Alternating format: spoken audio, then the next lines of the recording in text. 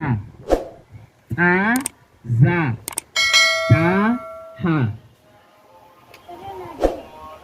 Toleran si deebi'a. Kanneen armaan gadii keessaa qubee dachaa kan ta'e kami? Qubee dachaa kan ta'e kami? A, dha, ba, ca, ta, za, da, ha. A argateera.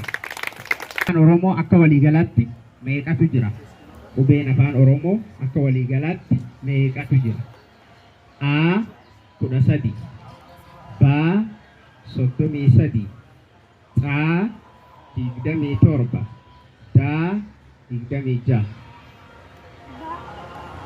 Ba argateera.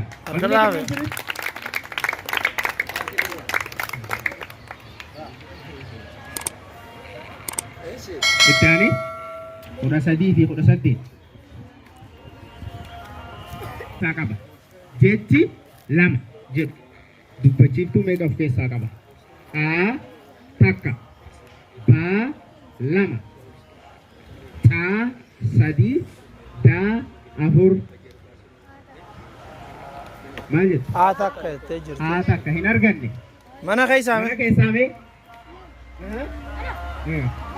Lama of keessaa qaba. Haala kan teesse kamii jedha tartiibaan kan barraa'e wal duraa duubaan qubeewwan armaan gadii keessaa tartiibaan yookaan wal duraa duubaan kan barraa'e kan A, ta, ba, da. Aan filannoo dhabeetu. A, ta, ba, da, ba, ta, e, fa, ga. Filannoon da, ba, ga, ha. Maal jettu? Irran sii deemamee dhaggeeffadhu. Eenni hin jiru hin jarjarin.